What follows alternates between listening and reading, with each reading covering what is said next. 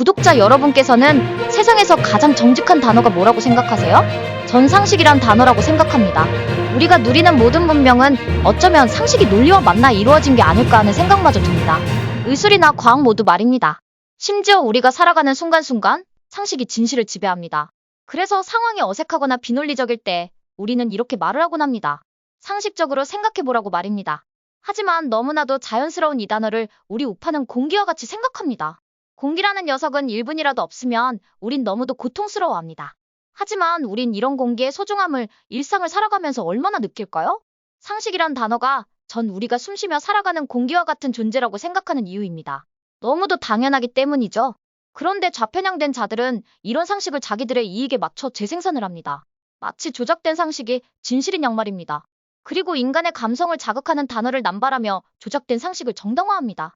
그렇게 사람들은 이자들의 거짓된 선정과 선동에 세뇌되기 시작합니다. 마치 인어공주의 노래처럼 말입니다. 이제 우리는 상식이란 단어가 제자리를 찾을 수 있도록 이자들의 거짓에 맞서 싸워야 합니다. 달달한 말에 더 이상 현혹돼선 안 됩니다. 비근한 예로 이자들의 달달함에 자신을 내어준 결과 지금의 교통방송은 앞이 보이지 않는 폐업위기란 나락으로 빠져버렸습니다. 그런데 이자들은 어떠합니까? 민변 출신 정체성이 모호한 오세훈 시장만 인공호흡기를 달아주려고 애쓰는 척합니다. 진실인지 가식인진 몰라도 말이죠. 이게 바로 주범 김어준에게 단물을 빨린 결과 아닐까 합니다. 그런데 상식은 투박합니다. 마치 김문수 장관처럼 말입니다. 하지만 사방 어느 면을 봐도 일관된 모습을 하고 있습니다. 진실되기 때문입니다. 그래서 김문수 장관님이 오늘과 같은 우파 국민의 지지를 받을 수 있는 겁니다. 국회의원 3선에 경기도지사 2선을 한 화려한 경력의 소유자이지만 조직이 없습니다. 왜냐하면 조직의 기본은 자금이기 때문입니다. 김문수 장관은 자금이 없기에 조직이 없습니다. 그렇다고 부정을 정당화해서 조직을 갖추려 하지 않습니다.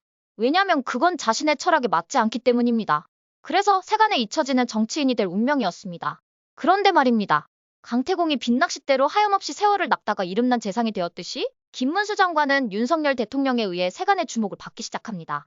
문재인을 총살감이라고 거침없이 소신을 밝히는 사람을 윤석열 대통령은 어떤 이유에선지 모르겠지만 위원장에서 장관으로 자신의 곁에 좀 더 가까이 두려 합니다.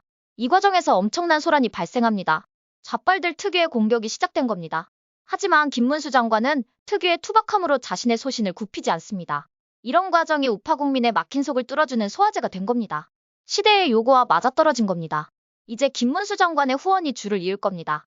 후원이 줄을 잇는다는 소리는 자금력이 확보된다는 의미입니다. 정치력은 자금력에서 나오기 때문입니다. 넉넉한 자금력이 확보되면 이제 함께 일할 사람들이 주변으로 모여들 겁니다. 하지만 김문수의 상식과 함께할 사람이 아니라면 이 대열의 합류는 불가능할 겁니다.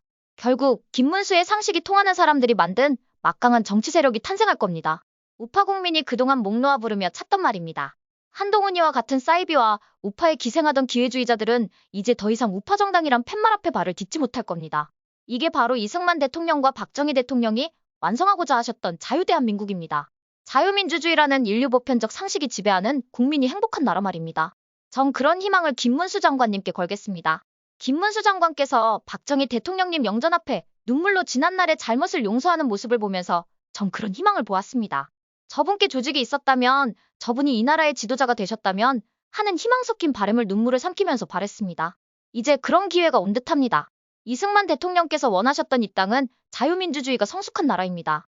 박정희 대통령님께서 원하셨던 나라는 경제대국이 아니라 국민이 아프지 않고 미래에 대한 희망이 있는 행복한 나라였습니다. 그러기에 전쟁으로 폐허가 된, 그래서 아무것도 없는 헐벗고 굶주린 세계에서 가장 가난한 나라의 재건을 위해 국가주도로 산업을 일으키셨습니다. 그리고 어느 정도 윤곽이 잡히자 박정희 대통령님께서는 어쩌면 자신의 목숨을 내놓을지도 모를 산업의 틀을 민간주도 경제로 재편하십니다. 그걸 지킨 분이 바로 전두환 대통령입니다. 그래서 반국가 세력들은 이 세 분의 지도자를 죽도록 미워하는 겁니다. 이제 세 분의 지도자가 이루고자 했던 유토피아를 마무리하고 완성할 사람이 김문수 장관입니다. 모든 일에는 시작이 있고 과정이 있습니다. 그리고 마무리가 있는 겁니다. 이승만 대통령이 시작한 일을 김문수 장관이 멋지게 마무리할 수 있도록 우리 모두 힘을 보탭시다. 어떠세요? 시청자 여러분도 저와 생각이 같으신가요? 그럼 좋아요하고 구독 한번 꼭 부탁드릴게요. 시청해주셔서 고맙습니다. 전 리포터 혜리였습니다.